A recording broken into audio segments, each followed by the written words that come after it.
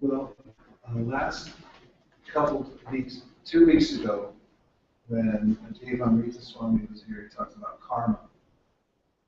And today, we decided to talk about the yoga ladder. And there's a progression, obviously. If you're talking about a ladder from one place to the next, and you're higher, and hopefully you have the ladder put in the right place so you end up where you want to end up. And the idea is ultimately that everyone's looking for happiness. That's this presumption. And actually, the Vedas in Sanskrit say anandamayo pyasa. And that is, everyone's looking for happiness. And then they say something that's counterintuitive, would seem that way on the surface, and that is that real happiness comes from selfless service. And I know that once I read a book by Dale Carnegie, and it was a book called How to Stop Worrying and Start Living. And he talked about how when people are in great anxiety about an event in their life that didn't work out, one of the things that they can do is think about how to serve somebody else, do something for someone else, do some service. And upon doing that, they feel relief. Why is that? And why is it that we say that it's better to give than to receive? It sounds cliche. Does anybody ever unpack that and think about it? Does it make me bigger when I'm a giver rather than a taker? Of course, it's nice to be a taker also if you're doing so out of appreciation for someone giving. But in the sense of exploitation, I want more for myself. Is it true that the more I get, the happier I am? And the more that I take from others, the more satisfied I feel? Or is it the other way around? The more that I learn the principle of selfless service, does that bring satisfaction? And the Vedas give a resounding yes, that there are two standards of ultimate happiness. One is unmotivated service, and the other is that it must be uninterrupted. So that's the gold standard according to the teachings about yoga. To come to this position of self-satisfaction that one renders unselfish, uninterrupted service. So, in the scheme of the yoga ladder, there's a way in which there is a description of how one can act in various ways because we have some independence. We can do as we wish, ultimately, right? Do as thou wilt shall be the whole of the law. One philosopher once said, we have freedom and independence. So, on the lowest rung of the ladder, or maybe not even on the ladder itself, but just as a general principle, there is what we call vikarma. And do we have a scribe? Anyone like to write? Okay, we can start at the bottom with vikarma. We're going up in ladder style, so we'll leave some room. Start way down here. So we've all heard of karma, right? Sense for what karma means? It really means work or action. But there are different prefixes, like V means that you're doing work that is counterproductive to your self-interest. And because of lack of knowledge, because of lack of perspective, if I put on a blindfold and I drive home on the 101 freeway tonight, I'm going to get some reactions that are not favorable. So similarly, if one acts without any direction from a higher authority, which we have these books, these texts that give information that are said to be the guiding principles behind the yogic process. And these are accepted as axiomatic truth. And everyone has to accept some axiomatic truth. In science, we don't walk in and challenge the teacher and say, prove that all these previous experiments were actually executed properly and that they're sound. We simply accept that previous philosophers have given us sound principles. We take it, otherwise we get infinite regress and we can't make any progress. So in the system of yoga, there's a way in which there are basic standard truths, and these are written in texts. You can call them bhakti texts, some people call them, in Sanskrit, they're called shastra. And interestingly, they're called shastra because the word shastra comes from a root word that can also be pronounced shastra. And when it's shastra, it means like a sword or a weapon. And when it's shastra, it means a guiding principle and can be a written or spoken form. And so there's a saying that if you don't take the guidance, then ultimately you'll have to be guided by the weapon. So you get shastra or shastra. So these give us ways. The Vedas, in a general sense, say that there's an order to the universe, and there's a way of living in harmony with the universe. For instance, just as far as setting up your house, there's a way to set it up so that it has a smaller environmental footprint and impact, and also that the energy flows nicely and so forth. And there's a way to eat that has a gentler effect on the environment.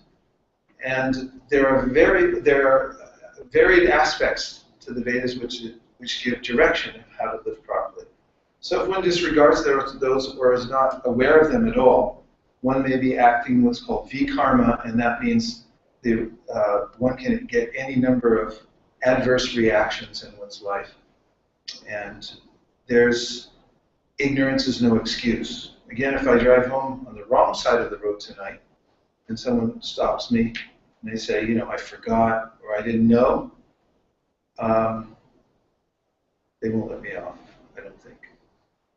Say, above vikarma, then there's what we call karma kanda. And so there's directions in these Vedic texts that teach that you can work in such a way, even though you're attached, and you'll be progressive in your material life. And the whole objective of karma kanda is to get as much material facility as possible. But that's frustrating in the end, as we've talked about in previous classes. By accumulating things, we're left with an empty bag.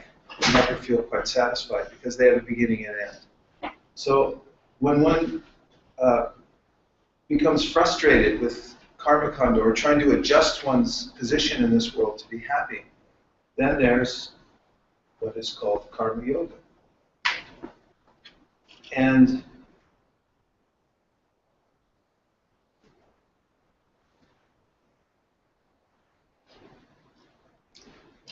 in karma yoga, yoga means to connect to our divine source. And so it means to use the work that we're doing and to be engaged in work, but at the same time to start to give up the results of the work for a higher cause. Hoarding and selfishness and so forth tend to lead to a contraction of the heart and a miserable state of consciousness. In karma yoga, one begins to learn that by working but giving away the fruit, I feel a sort of satisfaction, because by giving, I grow. And then, as one feels this growth, spiritual growth from giving away the result of one's work, one's mind becomes a little bit more subtle and clarified. Otherwise, just working for the sake of getting is a blind condition of life. I lost my scribe. What should I do? So above karma yoga, then we have jnana yoga. You can put jnana yoga in red or green. So jnana yoga is a means by which one begins to discriminate between what is permanent and what is temporary. And this the Bhagavad Gita describes. In the verse it says, Nasato viditi papo, nabhavo vidite sita, ubayora vidushtam tastvamiyos tattvadarshini. Tattvadarshini means people who have seen the truth. And it says they've analyzed the world and they said that some things actually exist. And there are other things that exist but they're temporary. They're fleeting. And insubstantial, unsubstantial. And there are other things that are eternal and have permanent value. And so they analyze this, and the subject of Jnana Yoga is actually looking at myself and seeing what's the difference. So in the Bhagavad Gita, in the 13th chapter, Krishna talks about what knowledge is. So Jnana means knowledge. And our modern day word know is derived originally from this word Jnana. Jnana, know, so forth. So he says to know the difference between the Atma and the field in which the Atma is situated is real knowledge. So what is the field?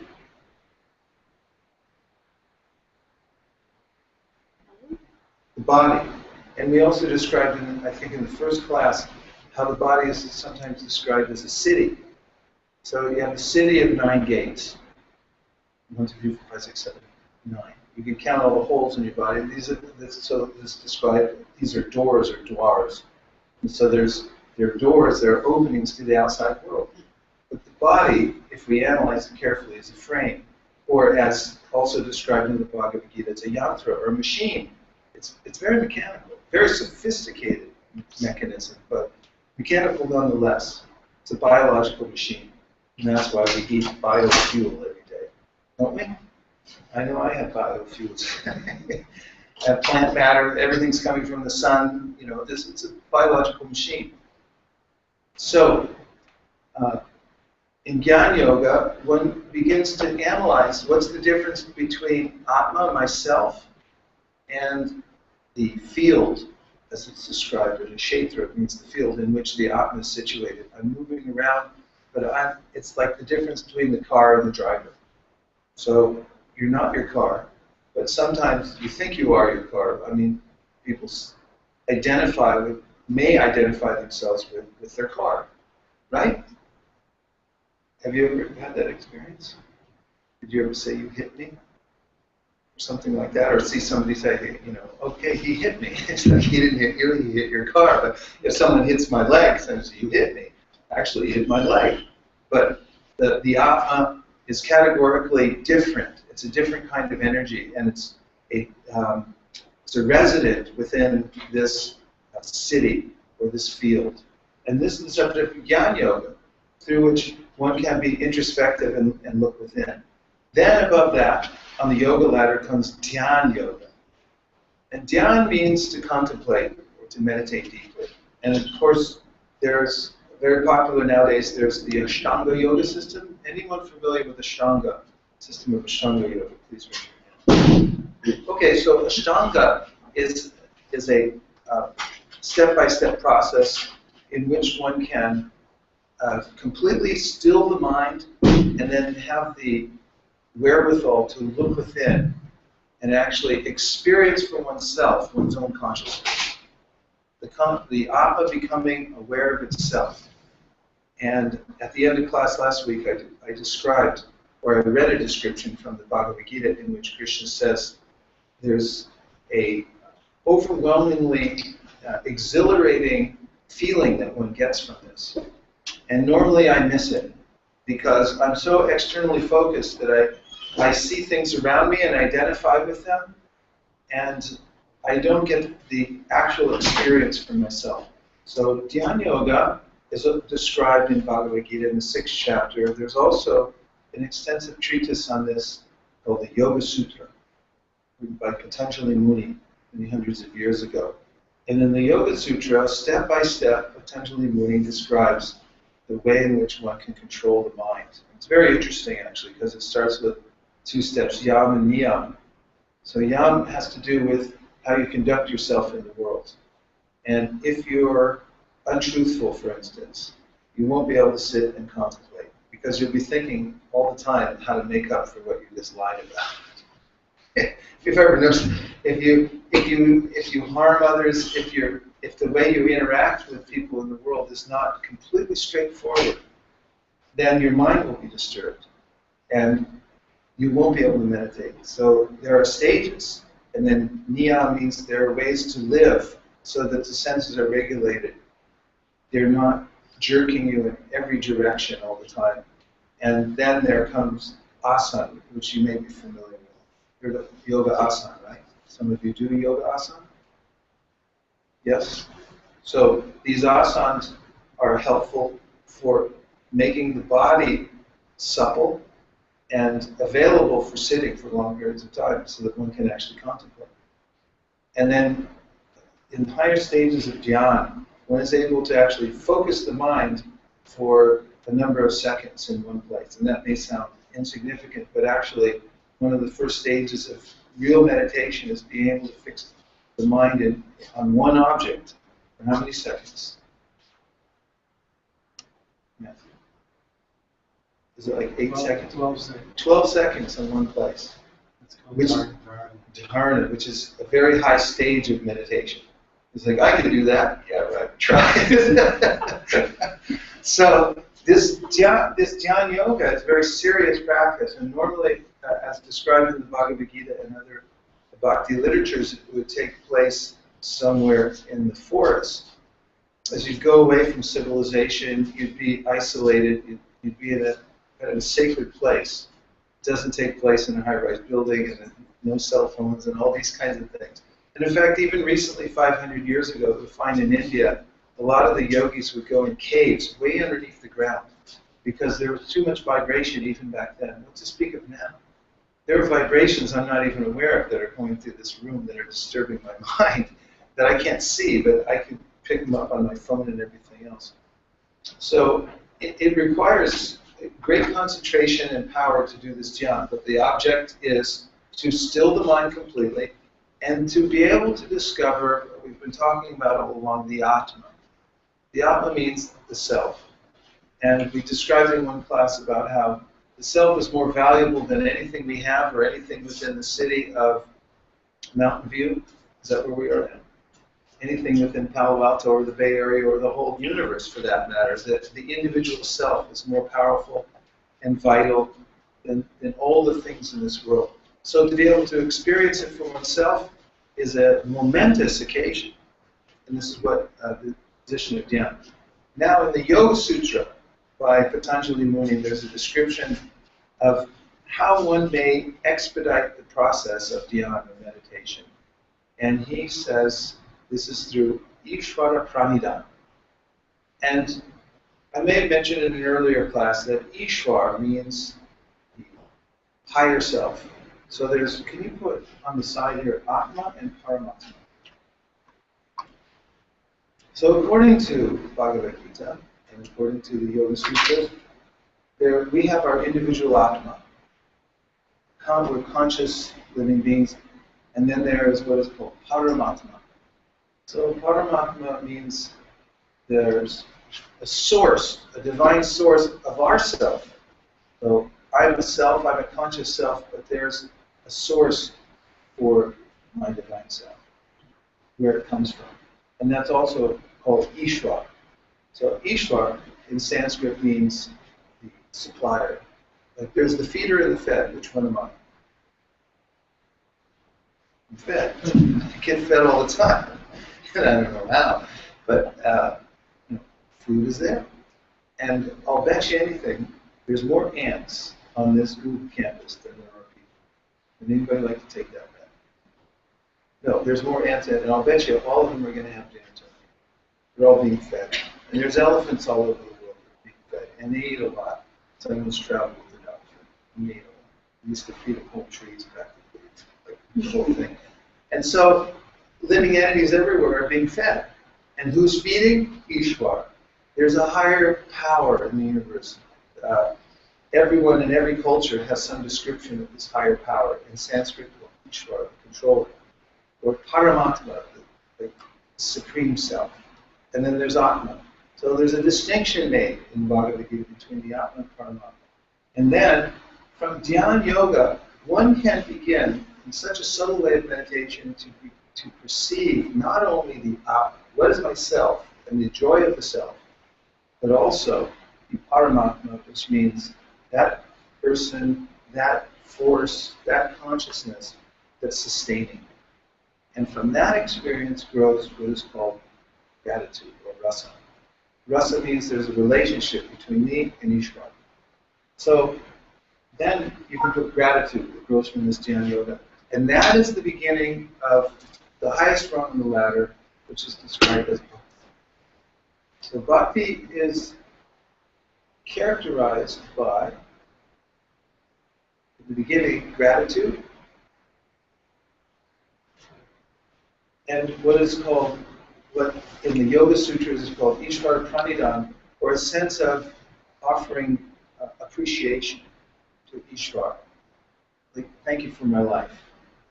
Thank you for this sustaining me. Just even the air I'm breathing. I don't think about it all day long. I'm breathing, breathing, breathing.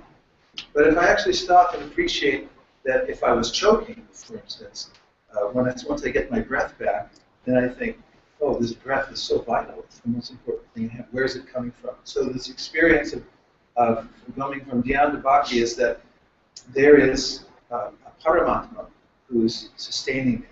And then one's consciousness changes to gratitude and even towards service. Let me do some selfless service to my divine source.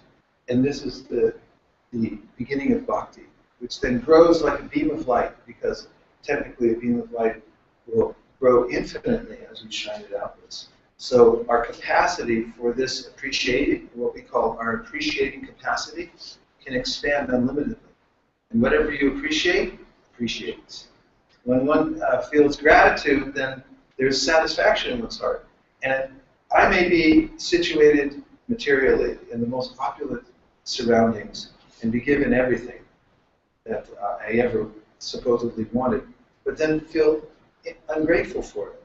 And then how does that feel? When you feel ungrateful? How does it feel to you all? Depressing?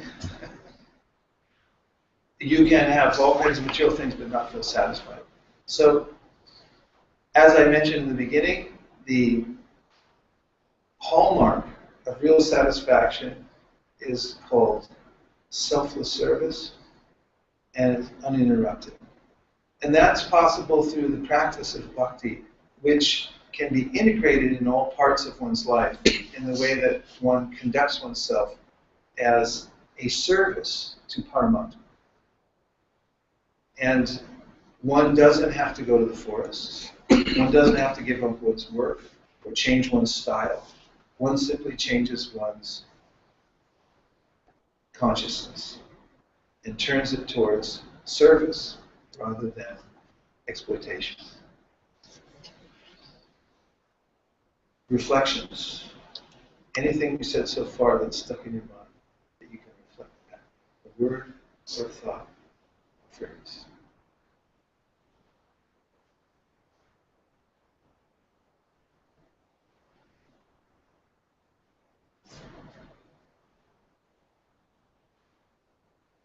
I think gratitude, the concept of gratitude and how good that feels, that you feel satisfied. It resonates, doesn't it? Yeah. Everywhere I go, any audience, everywhere we talk about gratitude, even talking about it, everyone starts to feel good. Right? It's such a powerful force. Yeah, and in the beginning of one of the very famous bhakti literatures called the Srimad Bhagavatam, the teacher Shukadeva Goswami is teaching this retired king about bhakti. And he starts at the very beginning. He says, look at the universe and just notice how it's set up and don't take it for granted. When a tree is holding out fruits like this, and there's so many fruits it can feed a village, and then there's another orchard within one seed, you should think, there's something to be grateful for here. This is not random or something that is to be overlooked. So this is a point. Nice point. Gratitude. Yeah, very powerful. What else? What else did you hear at any one point?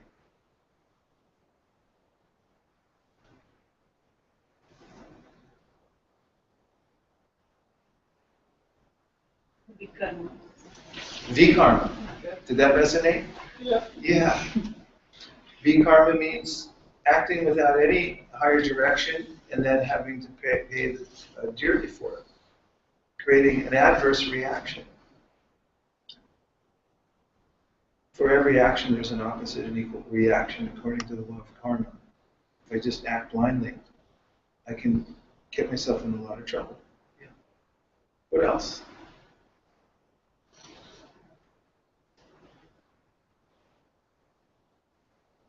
question. Yeah, please. Is this normally a progression then? You normally start at the bottom and kind of work your way up. Could you just jump to the... Yes. Can you jump to the top? Yes, you can. There's a way in which bhakti is very intuitive and natural. And so one who comes into bhakti, fortunately, actually the qualification for coming into bhakti is called sangha. If you get association with those who are practicing bhakti, then you start to develop an appreciation for it sort of naturally. It happens by osmosis, so to speak, by association. One gets the seed of bhakti, they say, within one's heart, and then you start thinking, oh, I like bhakti. One develops what's called shraddha. This word shraddha you can put on the board too. Shraddha is a very interesting word. It has a dual meaning. Shrad means the heart, and dha is an active verb. It means where you place something. So where do you place your heart? What do you put your heart into? Somebody ever asked you, was your heart in that? Did you really put your heart into it? So everyone, according to Krishna's Bhagavad Gita, puts their heart into something. So when one comes in contact with those practicing bhakti, then one starts to develop this shraddha for bhakti, or appreciation for the bhakti practice. And yes, you can enter into bhakti directly. It's possible.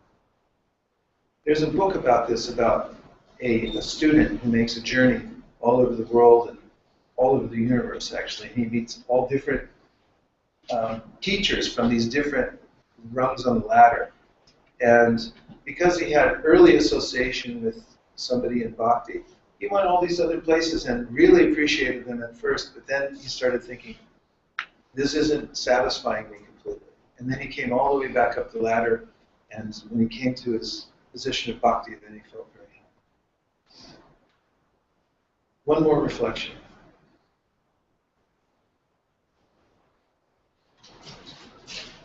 Yeah. Yeah. Paramatma is the divine self, the source of everything, the source of all the other individual selves, according to the yoga scriptures. And can be experienced through bhakti, or through dhyana, or through any of the practices.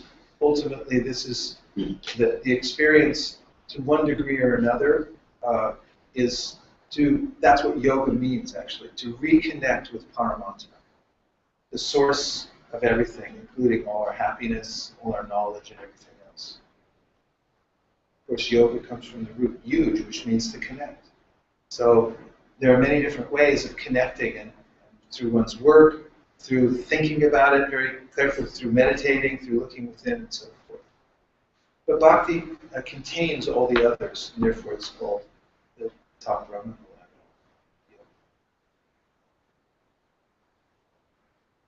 Would you like to try a meditation session?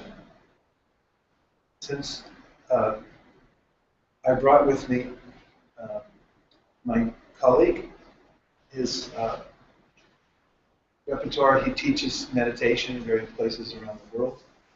And I just happened to snag him today and bring him along and asked him if he wouldn't mind taking us through a guided meditation for maybe 15 minutes. So, do you want to come up and we'll give you a seat here and you can take us through.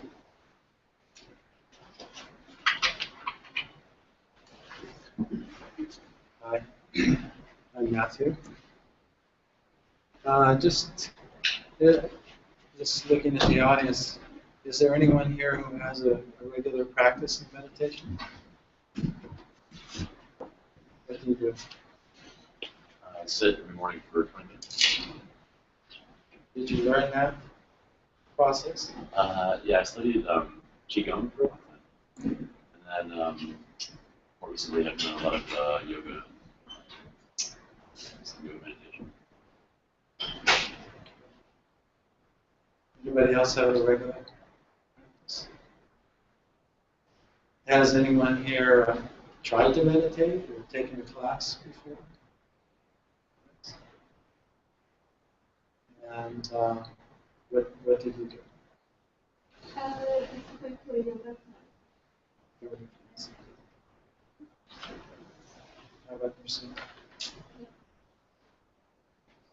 anyone ever gone to a Vipassana course or anything like that? Well, there's different traditions of meditation, different methods. And mostly what I try and teach to people is just to experience the state of meditation, which I feel is important to experience and understand no matter what tradition or method you may follow. How many people have tried or think that it's impossible for them? A lot of people, when they hear the word meditation, they think, well, some people can do it, but for me, I can't do it. Because most people think that meditation means that you need to control your mind. How many people believe that? That meditation means I have to control my mind.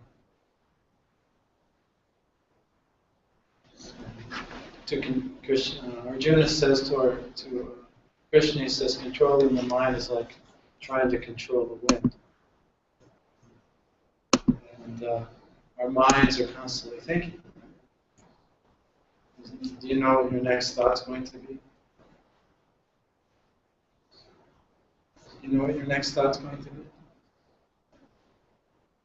You don't. So, just like we don't know how the wind's going to be when we walk outside. So, before we go through the meditation, I'd just like to explain a little bit about what meditation isn't. Meditation really isn't trying to control the mind. It happens, though, that when you do meditate, the thoughts begin to slow down. And the whole point of meditation is to start to see that you're not the mind, that you're the observer of the mind. You're like Vaisheshika Prabhu has been explaining how there's two things in this world. There's consciousness and then there's the field. The body and the mind are the field. The consciousness or the Atma, that eternal unity of consciousness, is always present and it's unchanging.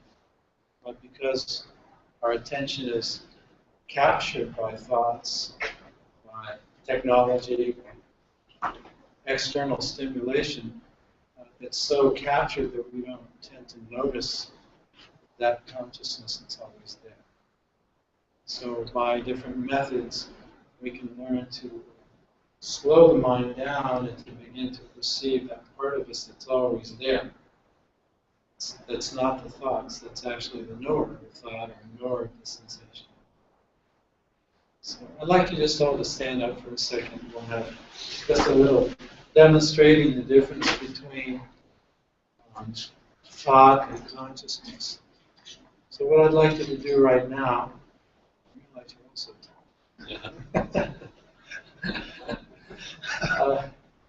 just put your attention on your right hand. You can leave your eyes open, right? And as soon as I ask you to place your attention on your right hand, do you feel your right hand? You feel your right hand? I have to ask, sometimes people can't feel their right hand. Is there anybody here who cannot feel their right hand? So you can all feel your right hand. So you're excellent candidates for meditation, believe it or not. Now, while I'm talking, you can continue to feel your right hand, can't you? If you put your attention.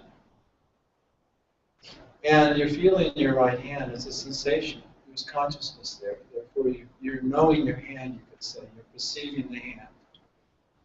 And you have to think about it in order to feel your hand. Trick question. Oh, let me think about it. No, it's immediate. You put your attention there and you're experiencing it. Now you can have thoughts about your hand. But the direct experience of sensation and knowing, that's the Atma. That's the consciousness. You could say that this is knowing before thinking. And so that knowingness, that's not changing. Thoughts come and go, sensations come and go. But that which is always there perceiving is the self. But we're so absorbed in thinking that sometimes we don't notice it. Now the other thing is you can, if you want to find the Atma, if you want to find the self, you have to look in the direction of where it exists, where it is. And it's always in the present. because it's eternal. It doesn't have a past or a future. So the mind is thinking about the past or the future, even if it's 2 seconds ago or 2 seconds from now. May be having thoughts, but it's only the direct experience of this moment where one can experience the Atma. So you can feel your hand right now, right, in this moment. And it's a direct experience, no thought necessary. But you can only feel your hand right now, isn't it? You can't feel your hand yesterday. You can imagine, maybe. A picture can come up of what it felt like yesterday. And based on that, you can imagine what your hand may feel like tomorrow, isn't it? So that's the mind. Consciousness is that which is directly experiencing. So go ahead and sit down. So meditation means to bring your attention to the present and then to notice that you're the experiencer, you're the watcher. And just to maintain that awareness, even if your attention drifts off into thought. So right now I can ask you, where's your attention in this moment? And you can tell me, where's your attention? You're listening. Now, some of you may be listening to me part of the time and then drifting off into, what am I going to have for dinner? Isn't it? And then you'll bring your attention back. But what's noticing? Who knows where the attention is? Me. I. That I am that's always there, present. But we're not in the habit of looking for it or noticing it. So in meditation, we're actively cultivating the awareness that I'm the watcher of the mind. So thoughts may appear, no problem. Sensations may appear, no problem. Just maintaining the awareness that I'm the experiencer. I'm the one who's present in this moment. So we want to bring I like to use this expression, we want to use the body to transcend the body. So sensations you can only experience in the present. So by keeping your attention on the sensation in the body, you can begin to simultaneously notice that you're the experiencer, which normally is obscured by constant thinking. So the easiest thing to bring the attention to is the breath, and consequently, simultaneously, breath is kind of the in-between place between consciousness and the mind. Because when we're thinking, reactively thinking, and our mind is out of balance, or we become angry, or we get into a mental spin, the respiration is perfect. And when we're in balance, when we're feeling peaceful, the respirations are calm. So we can actually begin to face the mind through the breath. And so we can bring our attention to the breath, and not thought of the breath, but the sensation of the breath at the nose, or at the horizon.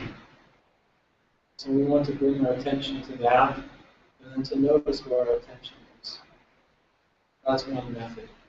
And then in Bhakti Yoga, there's also, it's called mantra meditation, where you use transcendental sound vibration to replace the thoughts in the mind. But still, one has to maintain the awareness that one is the witness, otherwise one becomes lost in the mind, and even though one's chanting the mantra, the attention can float off and one doesn't even know. So let's right now, just close your eyes and try to keep your back straight and your feet flat on the floor. And then just take 3 deep breaths.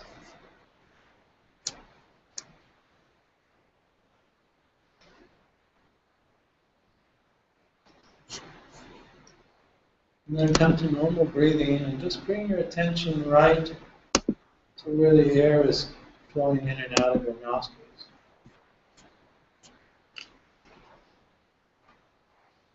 And see if you can just feel the sensation of the breath moving at that point in the And what I want you to do is not try and control your breath.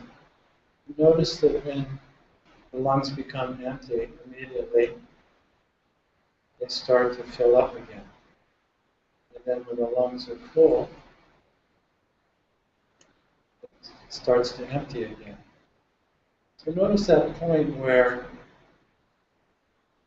the lungs are full and the lungs are empty. You're not trying to control the breath, but you're just noticing that point where respiration shifts from inhalation to exhalation. So that there's no pause. The inhalation flows into the exhalation flows into the inhalation, and you're feeling the sensation of your breath.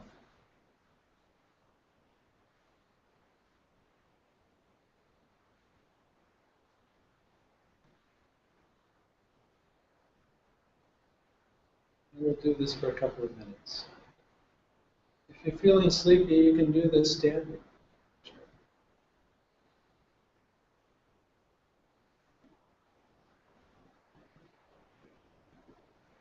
And then notice if your attention wanders off into a thought about the past or the future, and then just gently bring it back to the sensation of the breath.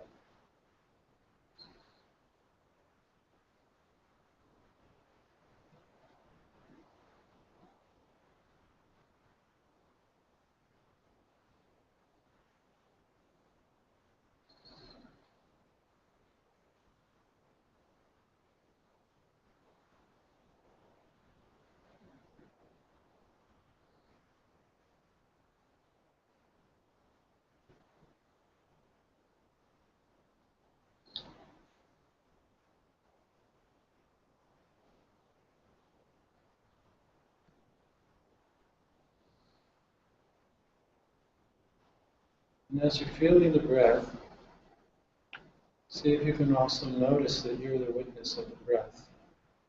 There's a sensation, and then there's that which is knowing the sensation.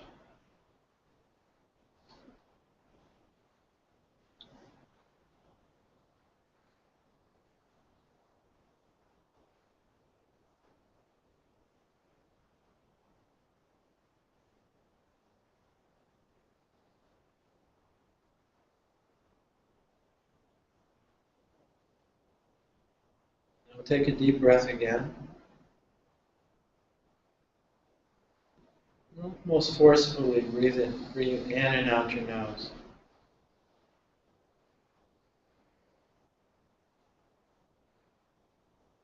Noticing the sensation.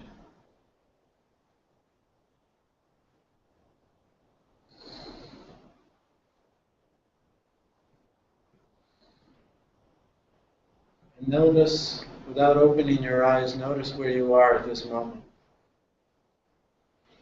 Notice you're in this room. You're surrounded by a few individuals. And then gradually open your eyes.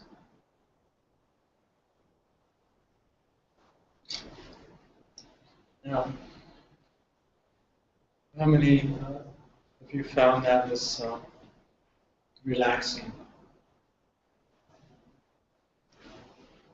And did you feel like you were able to feel the sensation of your breathing? Did you even notice that you were the watcher of the breath? And to perceive that. And how many of you felt peaceful? How about joyful? Joy? That can turn into joy after a while. It becomes a much more deeper experience of finding that life, that living force. Now what I'd like to do is stand up and do what I call meditation on the inner energy field. This is also a nice thing to do, like when you're at work. You can take what I call a present moment break. And it just takes a few seconds. I'm going to guide you through it, so it'll probably take us 30 seconds or a minute. But you can do this. You can do this like if you go to a park, or you go outside, or you go to the ocean. Go ahead and just close your eyes. And put your attention on your feet. And feel the weight of your body touching the earth. Feel the connection to the earth. And feel the inner energy field of your feet. Consciousness is now at the feet, knowing the feet.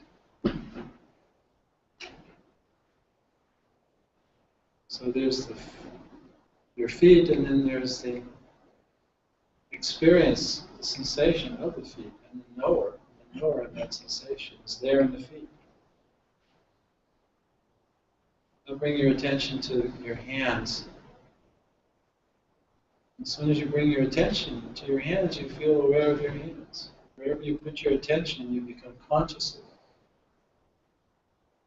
And feel the temperature in the room through your hands. Feel the warmth of the heat, or maybe it's neutral, but you can feel the air touching your hands. Consciousness in the hands. Now bring your attention to your stomach area. You can feel your stomach moving as you breathe. And there's the inner energy field of consciousness of your stomach.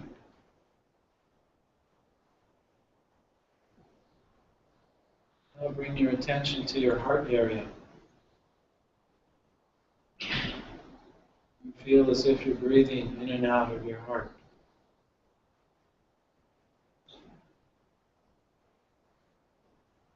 Think of someone you love. Feel how your heart begins to open in that area, how you feel expansive.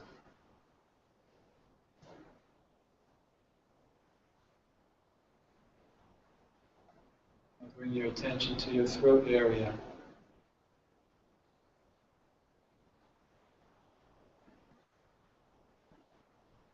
And just feel the sensations of life, consciousness at the area of the throat. Immediately, as soon as you bring your attention there, sensation is there, consciousness is there. Now to the top of your head. Maybe you feel little pins and needles at the top of your head. You can feel the temperature of the air.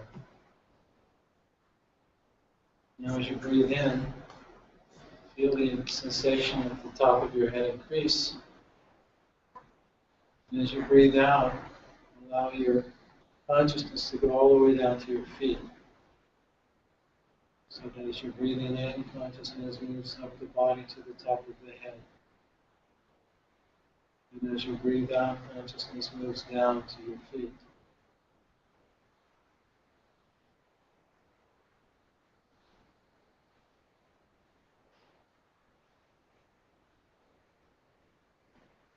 Now just feel, as you're breathing in and out, just feel consciousness, how it's illuminating the whole body with light, with vibration, with light.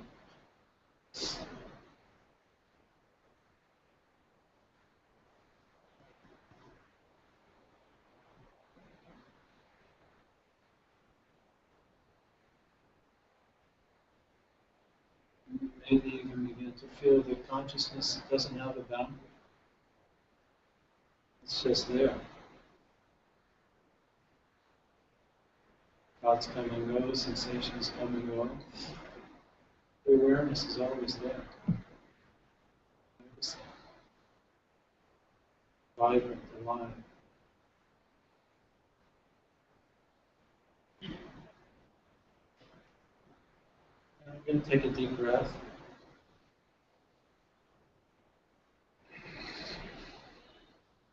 Raise your arms up and take a deep breath. And then breathe out and release. And have a seat.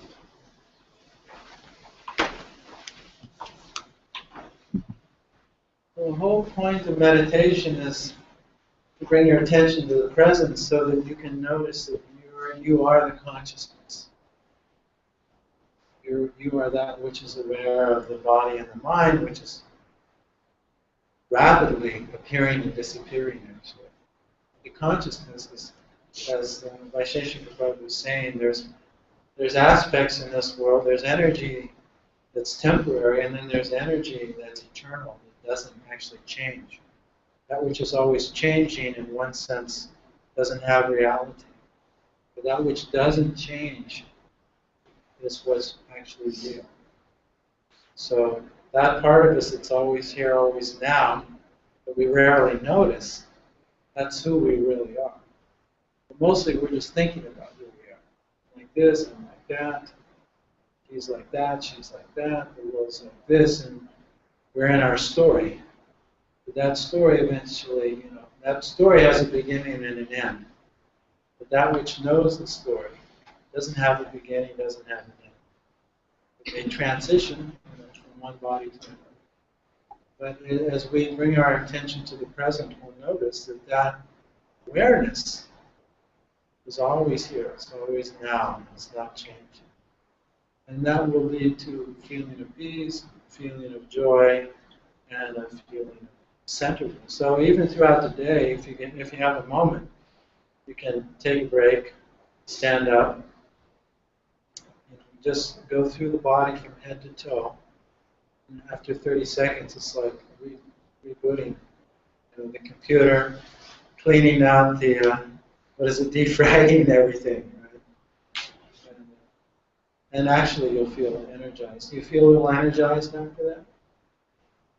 It's just a few seconds. So, just a little feedback. What was your experience of the two meditations we just did?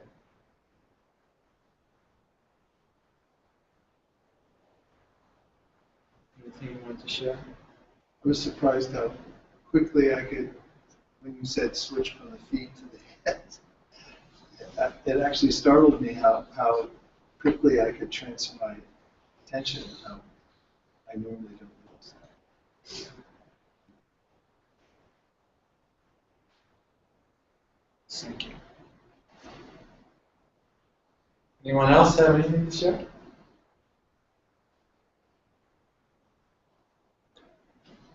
I could feel my hand moving in the present, not in seconds, which are 2 seconds of that. Yeah, so there's a difference between the mind and direct experience, which normally we don't notice. And in fact, a lot of the people that I talk to that can't feel their hand, what happens is they start to think immediately. And they think that they're feeling their hand because they're thinking. And they can't see the difference between knowing and thinking. Because the identification of mind is so strong. That's why when you all said you could feel your hand, I thought, whoopee, yes. We got some meditators here. It's actually, it takes a certain amount of focus and peacefulness to be able to even just feel your hand and know that you're feeling. Yeah, getting lost in thought.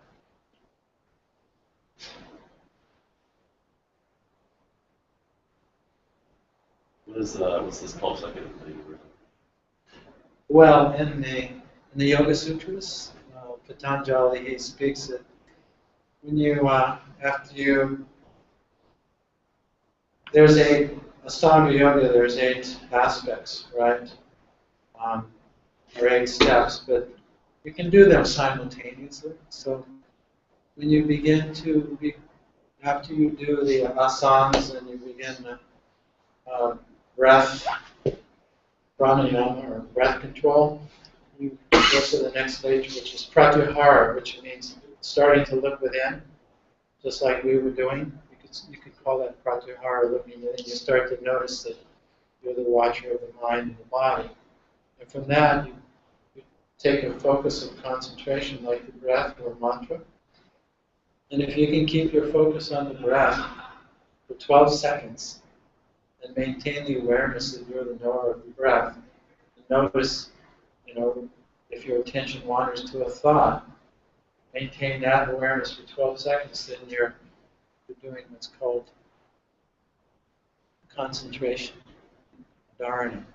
And if you can maintain that regularly for 30 seconds, then you're said to actually be doing meditation. Or it's called jhana. And if you can be always in that consciousness, even though you're having thoughts, and even though there's sensations, if you can maintain the awareness that I'm the experiencer, I'm this consciousness that's always there, that's different, then that's called samadhi. That's the goal, the beginning goal. And as Vaishnavi Prabhu was saying, after you stay in this for a while, even if you're not in this level of samadhi all the time, if you practice this many times throughout the day of bringing your attention to the present moment and noticing that you're the awareness, gradually you'll begin to notice that this awareness is coming from a much greater awareness. And then feelings of gratitude for your life and for all life, seeing that all life is the same awareness begins to manifest. I have a funny experience sometimes when I meditate where I get to the point where all those thoughts have stopped. And then I'll think, I'm there, I hold on to it, and then it goes away very quickly. Yeah, the ego and mind have come in through the back door. Right. We can't allow this. But you can notice it. So even if we get lost again, in thought, or the ego, false ego we call it, doesn't like that, right? When you're in that state of no thought, then there's no ego at that point. And a lot of times people experience kind of a shock or a fear, like, well, then who am I? And then the thoughts start again right away. But even that can be noticed, because ultimately we are the consciousness. So we are that which is aware. So as soon as we realize that we've been lost in thought, then again we're present and awake. So meditation is really, especially if you have a regular practice, then if you regularly practice, then this awareness that I'm the awareness begins to become more and more apparent and last longer.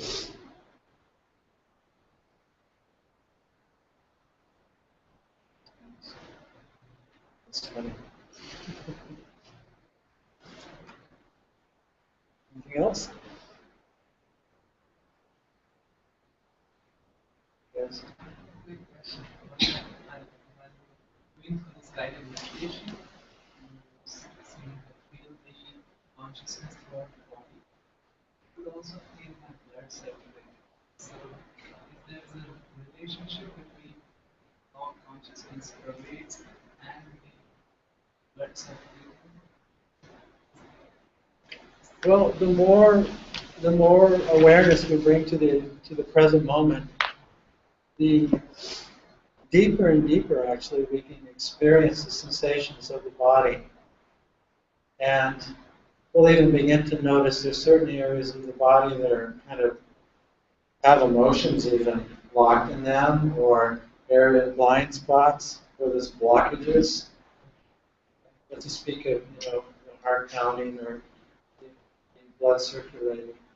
And when you bring consciousness to those areas, it's like shining light on a shadow that can actually release a lot of mental and emotional energy that's stuck in the body, because in one sense the mind and body are one, and they're constantly affecting each other both. So the more you're present, the more deeper you'll begin to experience the body and sensations in the body, and even thoughts and emotions that are stuck in them.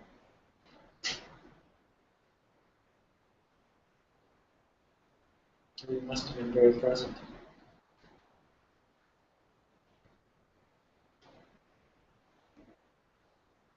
So we're out of time. Thank you so much for having me today. I really appreciate being able to share with you.